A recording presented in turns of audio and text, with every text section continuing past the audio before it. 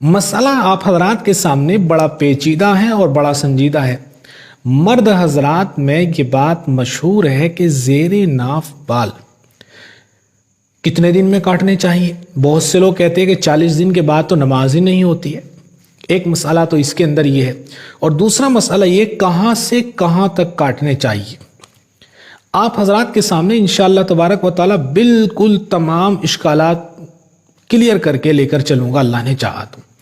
سب سے پہلی بات کرتے ہیں اس کی حد تک۔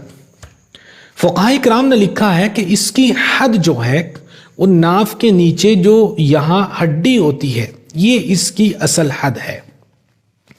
بہت سے لوگ بالکل ناف سے ہی بال جو ہے کاٹتے ہیں، ان کا طریقہ ہی عجیب سا بھونڈا سا لگتا ہے۔ جب وہ شرٹ اٹھاتے ہیں یا کرتا اٹھاتے ہیں تو ایک عجیب سی کیفیت ظاہر ہوتی ہے۔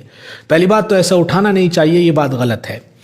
ناف کے نیچے جو ہڈی ہوتی ہے، یہاں پر یہ کھڑی ہوئی ہڈی ہے، دونوں طرف ہوتی ہے، ہر انسان کے ہوتی ہے، یہ اس کی وہ حد ہے جہاں سے شروع ہوتی ہے اور باقی جہاں اس کے ختم ہو، جہاں جہاں آپ کے آس پاس باقی جہاں جہاں آپ کو نیچے بال نظر آتے ہیں، چاہے وہ پاخانے کے راستے پر ہو اور چاہے وہ دونوں رانوں کے بیچ جو جگہ ہے وہ ہو، وہ جو ہے کاٹ لینے چاہیے، وہ صاف کرنے چاہیے، وہ زیر ناف کے اندر ہی آتے ہیں۔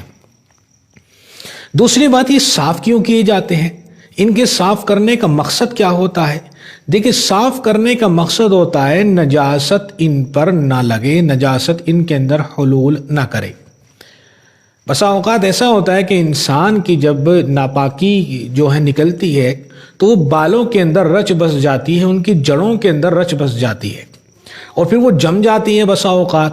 تو اس لیے ان کو جو ہے ہر ہفتے صاف کرنا مستحب عمل ہے۔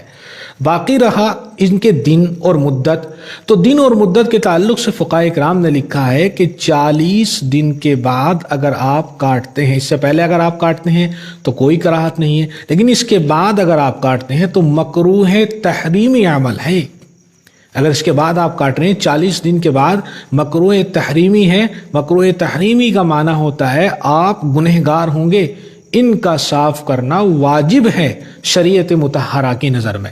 تو یہ اتنی اہم چیز ہے کہ ہم سب کو پرہیز کرنا چاہیے، اور عورتوں کے لیے بھی یہی حکم ہے، سب کے مردوں کے لیے بھی اور عورتوں کے لیے بھی یہی حکم ہے۔ اللہ تعالیٰ سے دعا کرتے ہیں کہ اللہ ہمیں کہنے سننے سے زیادہ عمل کی توفیق دے، اور صاف ستھرائی کا خیال جو ہے ہمیں کرنا چاہیے۔